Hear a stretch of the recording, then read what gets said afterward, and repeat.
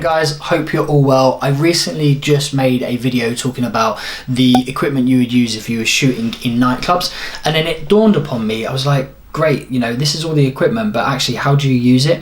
I would imagine there's loads of photographers that are starting their career in nightclub photography and are probably a bit perplexed by how you get the shots, you know, that you see so often. You know, you might admire other photographers' work and you're just sitting there like, oh God, how do I get those images? So I'm going to talk a little bit about your camera settings and some things you can do to get some images, you know, that will take your work to the next level. Now, let's start off with camera specification. So this day and age, you can get a very good camera for a very affordable price. So when I first started, I started on the Sony A58, and that's a 3/3 sensor. You know, it's massively underpowered, and I used that with a manual flash for quite a long period of time, and it done me okay. Like, it wasn't amazing, but I managed to build my name and shoot enough work to be able to get noticed and take me to the next level. When I got to the next level, I then bought a Sony A7, which was probably about 5 years ago now, something like that. And then the Sony A7 full frame just blew my mind. I was like, this is unbelievable, and it took my work to the next level, which inevitably has led me to the Sony A7R2. And I haven't needed to change for a while. Like, I think it's phenomenal.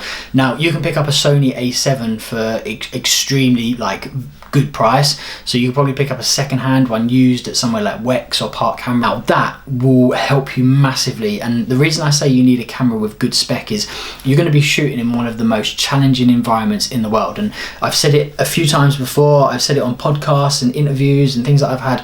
You know, shooting in nightclubs is one of the hardest genres of photography to shoot, and the reason being is it's pitch black, you have moving subjects, and you only get one opportunity, and that means you have to be an absolute master of the technicalities of your camera. You need to be able to know the settings to go to in certain environments to get the images, because if you can't do that, you'll lose out, and you know, as you lose out, that will hinder your progress as a you know in your career as a music photographer.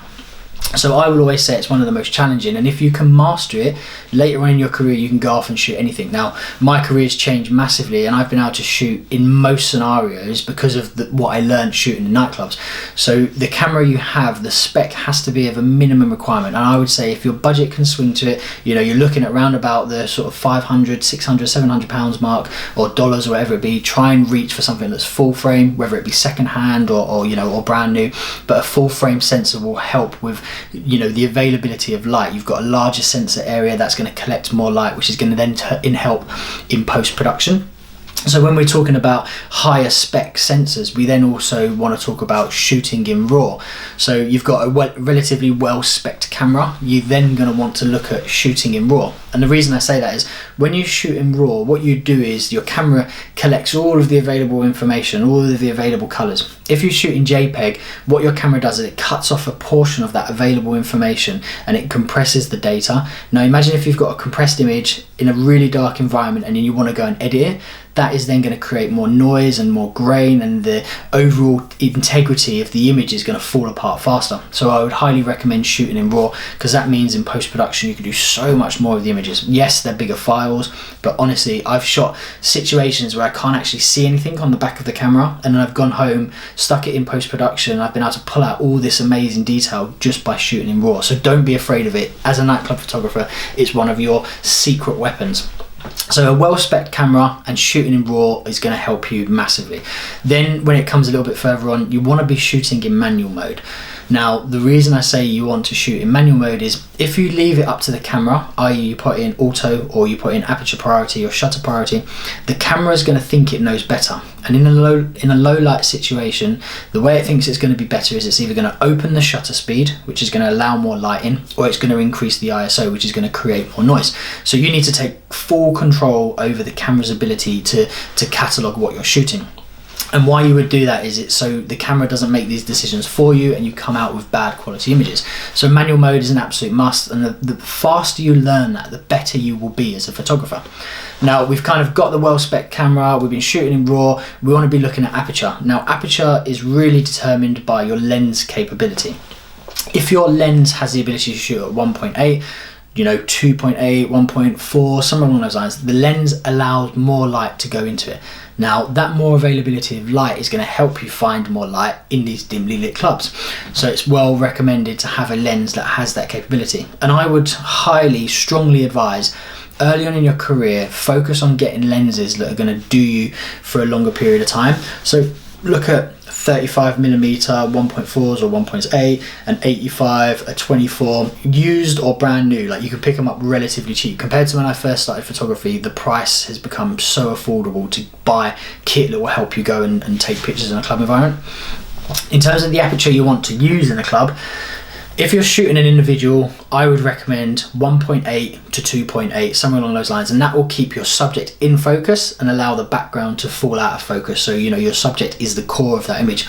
If you but then have groups of people, so say for instance you're doing like a table surface style photography where there's groups of people and you have like 4 or 5 people, then you want to open up your shutter to maybe like, your aperture to 3.5 or f4 or somewhere along those lines.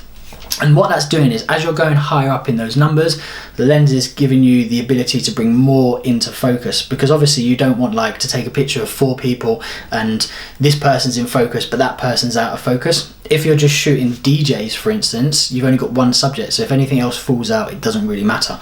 So they would be the settings I would advise for aperture. And then you have your shutter. So shutter is really crucial in terms of creating available light when shooting an image. So what happens is, if you open your shutter speed, you allow more light into the sensor. The longer you leave it open for, the more light's going to be collected. If you in a club environment and you open it for too long, it's going to blur, everything's going to become overexposed. So I would highly advise you not to do that. And I think in terms of shutter settings, your best settings are, you know, the 13th of a second all the way through to 60th to 100th of a second.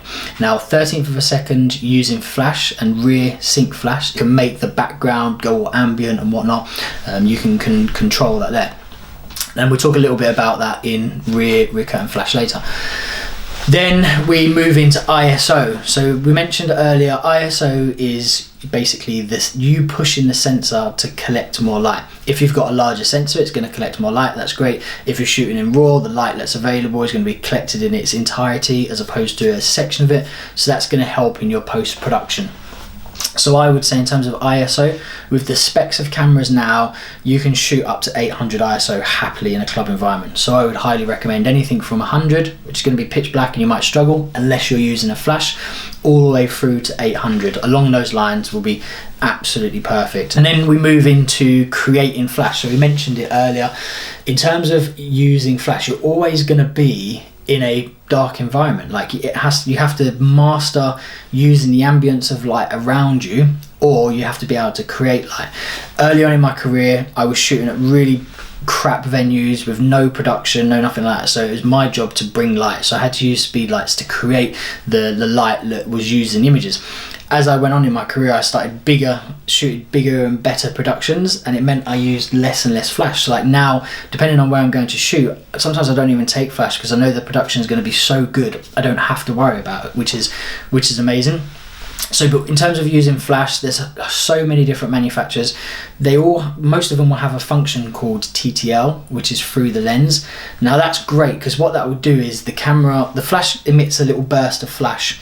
The camera reads that and then tells the flash what settings it should expose at, and that will give you a benchmark which you can then edit in post-production.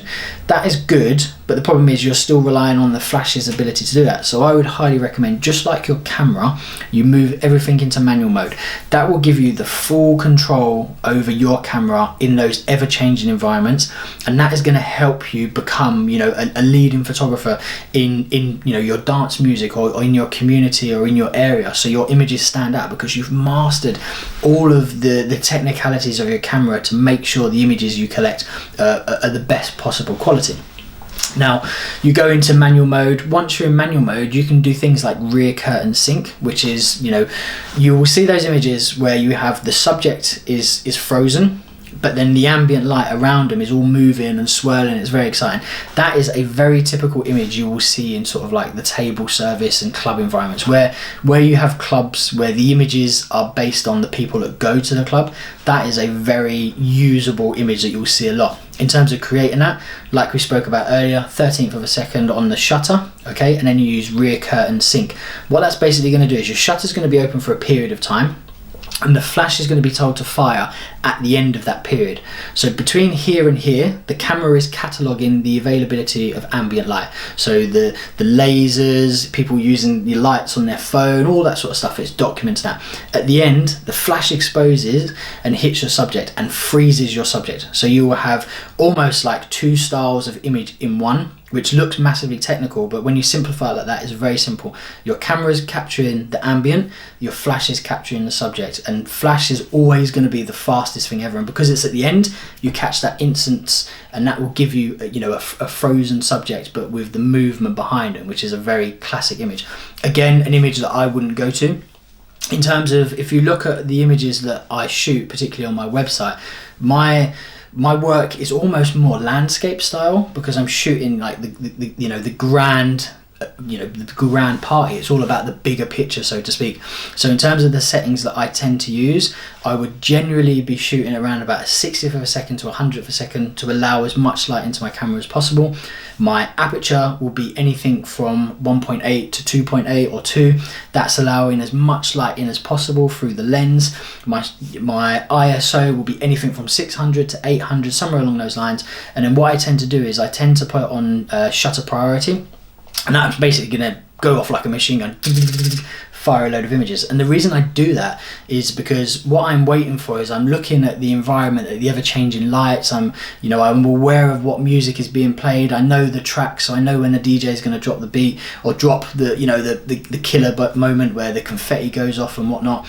And the reason I'm doing shutter priority is I know this is going to happen. My camera is set up as best as possible. As soon as I get close to that moment, I start firing, and then in that catalogue of images that I've collected, there will be one that will be that winning image, that killer shot. And that's the type of photography that I tend to shoot, or I will shoot ones that are quite close up and intimate of the DJs. As I mentioned earlier on in your career, you may be doing like more club stuff, as opposed to sort of more, what's the word I'm looking for? Bottle service club stuff, where the focus is on the people that are going to the parties. And in terms of doing that, you are going to need to use flash. And one of the things I would highly recommend is a speed light. You can either use this on camera or you can use it off of camera. Now, on camera is always going to give you a very flat light. Now, just using this alone will give you a flat light, but if there's slight angles to people's faces, you'll get really harsh shadows. Now, for women, that's not great. They will not like it. So when inevitably they ask to see that picture and you turn it around, they'll be like, oh, it's garish. So what you want to do is you want to mitigate risk. And one of the things there are to do that is something like this. So this is basically, this will pop on the front of the speed light, and that's going to allow the light to be spread over a larger surface area. That's going to be very flattering for women. It's going to create a very nice look, and that combined with the flash and maybe dragging the shutter speed is going to create a very classic sort of look that you'll see sort of in those clubs. So I would highly recommend those as kits, especially if you're doing that type of photography. For me, or if you are shooting more techno or underground music, then just using a speed light will be absolutely perfect, and you're just managing sort of the shadows that it creates. So that's kind of an overview of the settings. Now, the settings are so varied because the environments you're shooting in are so varied. I've just given you a ballpark of where you can and can't be, and it's going to vary hugely for each and every one of you. And because of that, what I'd highly recommend you to do is, like, in the comments below, add links to your social media, so your Instagram account and your website if you've got one, so we can all see each other's work. We can explore, we can be inspired by each other's work. And also I'll check out a few people's work and maybe even give you some like a review, just say, this is what I thought was amazing in that image here, you could do this to improve it a little bit further. So I'd be really interested to see the community of nightclub photographers and the work that they generally create, because it's really important to see other people's styles all the time to continue to be inspired and also to support the community. And if I take myself from a career perspective, I started off shooting in clubs. My career has, because of what I learned as a club photographer in terms of mastering photography as a whole, managing the camera settings, managing light, because of what I learned from that, I've been able to take those skills and shoot in so many more different environments. And I now do public speaking about photography. I have sponsorships as a photographer. That's all come across from being, good at photography and being good at marketing. So I think if you master nightclub photography later on as a photographer, there is no there's no stopping you to what you can and can't do because you've shot in one of the most technically challenging environments there is. I hope you enjoyed the video. If you found it useful, share it far and wide between as many people as possible. If you liked anything else on this channel, hit the subscribe button, turn the notifications on, and if you have any questions, pop them in the comments below. And if you want to check out some of my work, please head to my website, and also maybe give me a follow on Instagram. It's at lucecurtis.co.uk. Until next time, guys, take care. Bye bye.